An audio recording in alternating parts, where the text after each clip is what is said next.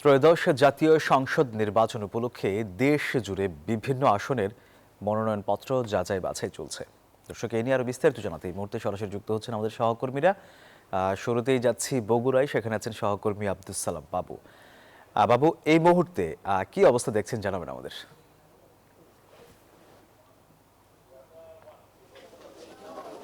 সোহাগ, এই মুহূর্তে মনোনয়নপত্র যাচাই বাছাই একেবারেই শেষ পর্যায়ে চলে এসেছে। বগুড়া জেলার 7টি আসনের মনোনয়নপত্র যাচাই বাছাই শেষ।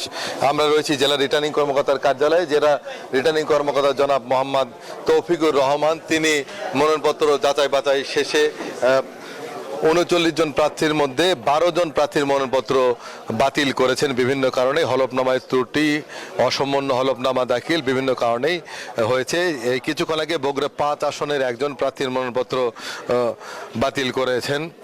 সব মিলিয়ে বগুড়া জেলায় যে 39 জন প্রার্থী মনোনয়নপত্র দাখিল করেছেন, তার মধ্যে 12 জনের মনোনয়নপত্র বাতিল হয়েছে। কিছুক্ষণ আগে বগুড়া 4 আসনের মনোনয়নপত্র যাচাই বাছাই হয়েছে, যেখানে 5 জন প্রার্থীর মধ্যে 5 জন প্রার্থী মনোনয়নপত্র বৈধ ঘোষণা করেছেন এবং এখনই বগুড়া 5 আসনের মনোনয়নপত্র যাচাই বাছাই হলো এবং জেলা নির্বাচন কর্মকর্তা, জেলা রিটার্নিং কর্মকর্তা যে জনাব মোহাম্মদ তৌফিকুর রহমান, তিনি এখন কথা বলছেন এখানে প্রার্থীদের সামনে। নিশ্চয়ই দর্শক ক্যামেরা চোখে দেখতে পাচ্ছেন, বগুড়া 5 আসনে বিএনপির জিএম সিরাজ, জামাতের দবিবুর রহমান সহ কয়েকজন প্রার্থীর মনোনয়নপত্র বৈধ হয়েছে। এখানে এলডিপির একজন প্রার্থী তার মনোনয়নপত্র বাতিল করেছেন, যিনি কুদরতি সাকলাইন এলডিপির প্রার্থী ছিলেন। এবং এর আগে বগুড়া 4 আসনের বিএনপির আলহাজ মোশাররফ হোসেন, জামাতের ডক্টর মোস্তফা ফয়সাল পারভেজ, এলডিপির শাহেদ ইকবাল, ইসলামী আন্দোলনের ইদ্রিস আলী, তাদের মনোনয়নপত্র এবং জাতীয় পার্টি শাহিন মোস্তফা কামালের মনোনয়নপত্র বৈধ হিসেবে ঘোষণা করেছেন। এর আগে সকালে বগুড়া সদর আসনে বিএনপির প্রার্থী জনাব তারেক রহমানের মনোনয়নপত্র বৈধ ঘোষণা করেন রিটার্নিং অফিসার। আপনাকে জানিয়ে রাখি, গতকাল বগুড়ার 3টি আসনের মনোনয়নপত্র যাচাই বাছাই হয়েছে। সেখানে বিএনপি নাগরিক ঐক্যের প্রার্থী মাহমুদুর রহমান মান্নার মনোনয়নপত্র বাতিল ঘোষণা করেছে এবং জাতীয় পার্টির প্রার্থী ছিলেন শরীফুল ইসলাম জিন্না, তারও মনোনয়নপত্র বাতিল ঘোষণা করেছেন। আমরা একটু সরাসরি যেতে চাই জেলা রিটার্নিং কর্মকর্তার বক্তব্যের মাঝে।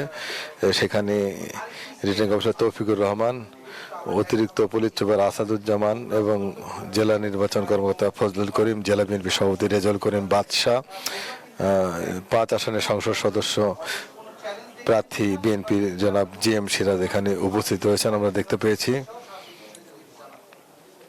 সব মিলিয়ে বগুড়ায় যে 39 জন প্রার্থী মনোনয়নপত্র দাখিল করেছিলেন, তার মধ্যে 27 জন প্রার্থীর মনোনয়নপত্র বৈধ হিসেবে ঘোষণা করেছেন। বাকি 12 জন প্রার্থীর মনোনয়নপত্র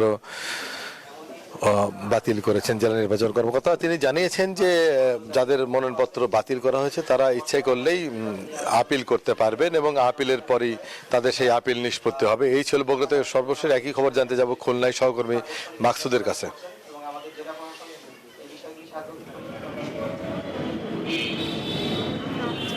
জি, ধন্যবাদ বাবু। খুলনায় কিন্তু 6টি আসনের মধ্যে আজকে খুলনা 4 আসনের মনোনয়নপত্র যাচাই বাছাই হয়েছে এবং একজন স্বতন্ত্র প্রার্থিতা মনোনয়নপত্র বাতিল হয়েছে। আমরা এই মুহূর্তে এসেছি খুলনা জেলা রিটার্নিং কার্যালয়।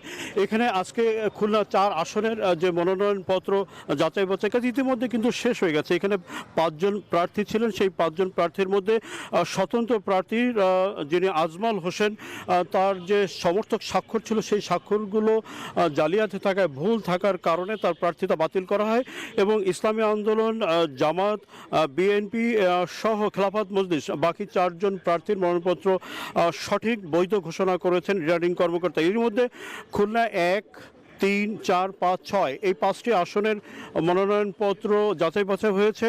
মোট 10 জনের প্রার্থিতা কিন্তু বাতিল হয়েছে। আগামীকাল শেষ দিনে খুলনা 2 আসনের মনোনয়নপত্র যাচাই বাছাই করা হবে। এই খুলনা 2 আসনটি হচ্ছে খুলনা সদরের। এই সদরেই কিন্তু মূলত এই জেলার মধ্যে সর্বাপেক্ষা গুরুত্বপূর্ণ আসন হিসেবে বিবেচিত হয়ে থাকে। একটি তথ্য জানিয়ে রাখতে চাই, খুলনা 5 আসনে কিন্তু জামায়াতের সেক্রেটারি জেনারেল গোলাম পরোয়ার প্রতিদ্বন্দ্বিতা করছেন। তার প্রার্থিতা কিন্তু বৈধ ঘোষণা করা হয়েছে। এছাড়া হ্যাবিয়েট প্রার্থী এবং সাবেক সংসদ সদস্য প্রার্থীও এখানে রয়েছেন।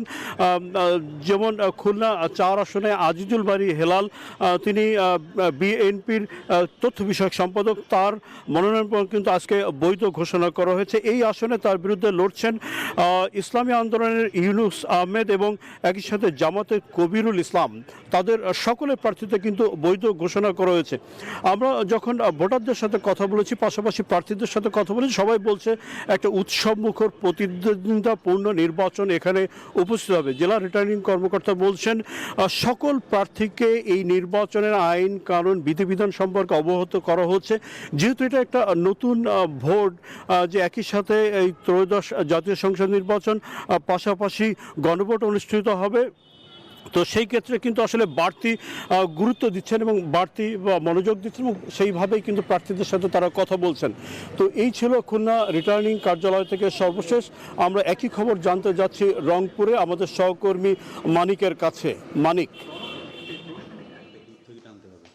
মাকসুদ, আপনি যেমনটি বলছিলেন খুলনার কথা, আমি রয়েছি রংপুর জেলা প্রশাসক কার্যালয়ের সম্মেলন কক্ষে। কিছুক্ষণ আগেই এখানে রংপুর 6 আসনের অর্থাৎ মনোনয়ন যাচাই বাছাই কার্যক্রম শেষ হয়েছে। এখানে এই 6 আসনের প্রার্থী ছিলেন 11 জন, তার মধ্যে 4 জন প্রার্থীর কাগজপত্রিতে অসঙ্গতি থাকায় সেখানে অর্থাৎ 4 জন প্রার্থীর প্রার্থিতা বাতিল হয়েছে এবং বাকি 7 জন প্রার্থী বৈধতা পেয়েছে। আমি একটু সরাসরি কথা বলতে চাই রিটার্নিং অফিসার এবং জেলা প্রশাসক এনামুল আহসান, তার কাছে জানতে চাইব যে আজকে তো অর্থাৎ 6টি নির্বাচনী আসনের মনোনয়ন যাচাই বাছাই শেষ করলেন, কতজন প্রার্থী ছিল এবং কতজন প্রার্থী অবৈধ হয়েছে এবং কতজন প্রার্থী বৈধভাবে টিকে রয়েছে একটু আমাদেরকে বলবেন। আপনাকে অসংখ্য ধন্যবাদ। রংপুর জেলায় সংসদীয় আসন 6টি। আমরা গত 1, 2 এবং 3 জানুয়ারি 2026 সাল 3 দিনে আমাদের বাছাই কার্যক্রম সম্পন্ন করি এবং এই বাছাই কার্যক্রমটি অত্যন্ত সুশৃঙ্খলভাবে সমাপ্ত হয়েছে। প্রার্থীদের মধ্যে উৎসাহ এবং উদ্দীপনা ছিল, সবাই স্বতঃস্ফূর্তভাবে অংশগ্রহণ করেছেন। আমাদের রংপুর জেলায় 56টি মনোনয়নপত্র দাখিল করা হয়। তার মধ্যে 44টি মনোনয়নপত্র বৈধ বলে ঘোষিত হয়েছে এবং 12টি মনোনয়নপত্র বাতিল বলে ঘোষণা করা হয়েছে। কথা বলছিলাম রিটার্নিং অফিসারের সাথে, তিনি কিন্তু বলছেন যে আসলে অর্থাৎ মনোনয়ন যাচাই বাছাইয়ের সর্বশেষ পরিস্থিতি কিন্তু তার কাছে শুনছিলাম। তাহলে এই ছিল আমার কাছে রংপুর থেকে সর্বশেষ। সোহাগ। ধন্যবাদ আপনাকে।